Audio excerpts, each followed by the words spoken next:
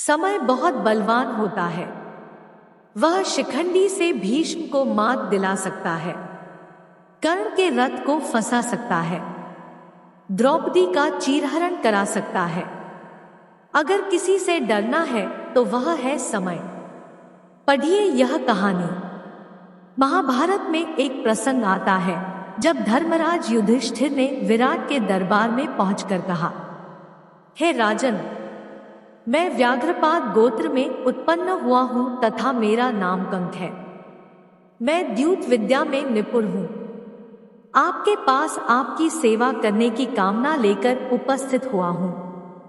द्यूत जुआ यानी वह खेल जिसमें धर्मराज अपना सर्वस्व हार बैठे थे। कंक बनकर वही खेल वह राजा विराट को सिखाने लगे। जिस बाहुबली के लिए रसोइये दिन रात भोजन परोसते रहते थे, वह भीम बल्लभ का भेष धारण कर स्वयं रसोइया बन गया। नकुल और सहदेव पशुओं की देखरेख करने लगे। दासियों सी घिरी रहने वाली महारानी द्रौपदी स्वयं एक दासी सैरंध्री बन गई और वह धनुर्धर। उस युग का सबसे आकर्षक युवक वह महाबली योद्धा, वह द्रोण का सबसे प्रिय शिष्य, वह पुरुष जिसके धनुष की प्रत्यंचा पर बाण चढ़ते ही युद्ध का निर्णय हो जाता था, वह अर्जुन, पौरुष का प्रतीक अर्जुन, नायकों का महानायक अर्जुन, एक नपुंसक बन गया। एक नपुंसक उस युग में पौरुष को परिभाषित करने वाला अपना पौरुष त्याग कर होठों पर लाली लगाकर, आंखों में काजल लगाकर एक नपुंसक प्रहनला बन गया। युधिष्ठिर राजा विराट का अपमान सहते रहे। पौरुष के प्रतीक अर्जुन एक नपुंसक सा व्यवहार करते रहे। नकुल और सहदेव पशुओं की देख रेख करते रहे। भीम रसोई में पकवान पकाते रहे और द्रौपदी एक दासी की तरह महारानी की सेवा करती रही। परिवार पर एक विपदा आई तो धर्मराज अपने परिवार को बचाने हेतु कंक बन गया। पौरुष का प्रतीक एक नपुंसक बन गया। एक महाबली साधारण रसोइया बन गया। पांडवों के लिए वह अज्ञातवास नहीं था।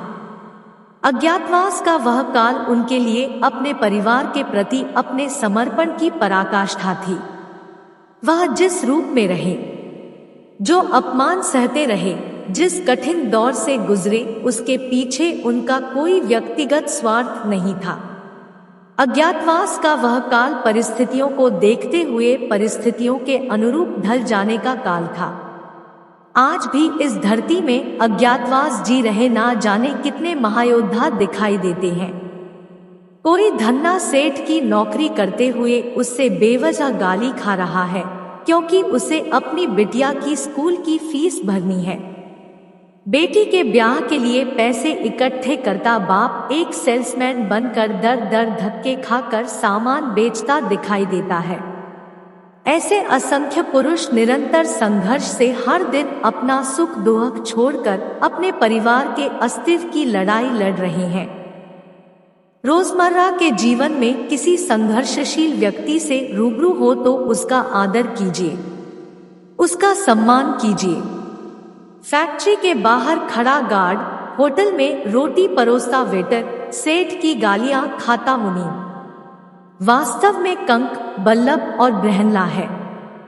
क्योंकि कोई भी अपनी मर्जी से संघर्ष या पीड़ा नहीं चुनता। वे सब यहाँ कर्म करते हैं। वे अज्ञातवास जी रहे हैं, परंतु वह अपमान के भागी नहीं है, प्रशंसा के पात्र है।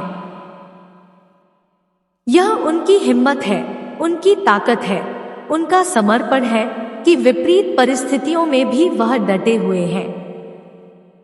वह कमजोर नहीं है, उनके हालात कमजोर हैं, उनका वक्त कमजोर है। याद रहे, अज्ञातवास के बाद ब्रहनला जब पुनः अर्जुन के रूप में आए तो कौरवों के नाश कर दिया। पुनः अपना यश, अपनी कीर्ति सारे विश्व में फैला दी। वक्त बदलते वक्त नहीं लगता, इसलिए जिसका वक्त खराब चल रहा हो उसका उपहास और अनादर ना करें, उसका सम्मान करें, उसका साथ दें। क्योंकि एक दिन संघर्षशील कर्मठ ईमानदारी से प्रयास करने वालों का अज्ञातवास अवश्य समाप्त होगा। समय का चक्र घूमेगा और बृहन्ला का छद्म रूप त्याग कर धनुर्धर अर्जुन इतिहास में ऐसे अमर हो जाएंगे कि पीढ़ियों तक बच्चों के नाम उनके नाम पर रखे जाएंगे। इतिहास बृहन्ला को भूल जाएगा, इतिहास अर्जुन को याद रखेगा। हर संघर्षशील, लग्नशील और कर्मठ व्यक्ति में बृहन्ला को मत देखिए, कंस को मत देखिए, बल्लभ को मत देखिए। हर संघर्षशील व्यक्ति में धनुर्धर अर्जुन को देखिए, धर्मराज युधिष्ठिर और महाबली भीम को देखिए।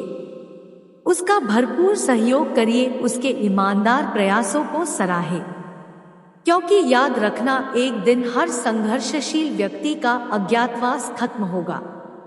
यही नियति है, यही समय का चक्र है।